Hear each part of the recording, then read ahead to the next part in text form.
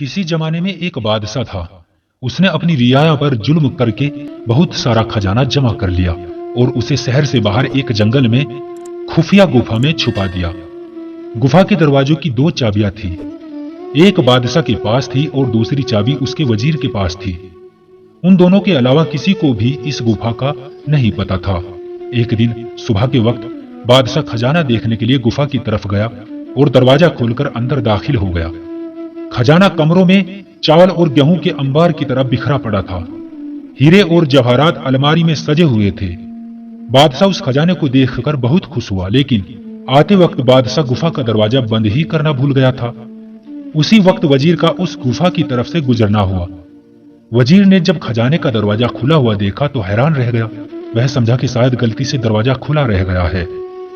उसी ख्याल के तहत उसने दरवाजा बाहर से बंद कर दिया और महल पहुंचकर यह बात भूल गया। जब बादशाह हीरे और जवाहरात का मुआयना करने से फारिग हुआ तो उसने वापसी की सोची, लेकिन जब वह दरवाजे की तरफ पहुंचा तो देखा कि वह तो बंद था। बादशाह ने दरवाजे को खूब जोर जोर से पीटना शुरू कर दिया और साथ साथ चिल्लाता भी रहा, लेकिन उस वीरान जंगल में उसकी आवाज सुनने वाला कोई भी नहीं था। वह वापस अपने खजाने की तरफ गया और उनसे दिल बहलाने की कोशिश करने लगा, लेकिन भूख और प्यास के हाथों मजबूर होकर वह दरवाजे की तरफ गया। उसने चीखना चिल्लाना शुरू कर दिया और फिर हार थक कर फिर उसी जगह पर वापस आ गया।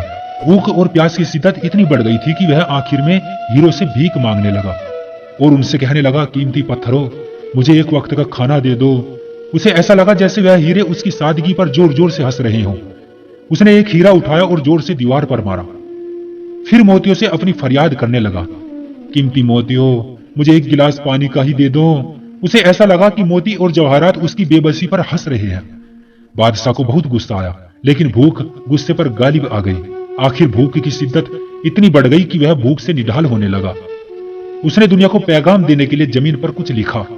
उसके बाद बादशाह का इंतकाल हो गया। वजीर बादशाह को तलाश करता हुआ उस गुफा की तरफ से निकला तो उसने सोचा कि चलो बादशाह के खजाने का कुछ अता पता कर लिया जाए।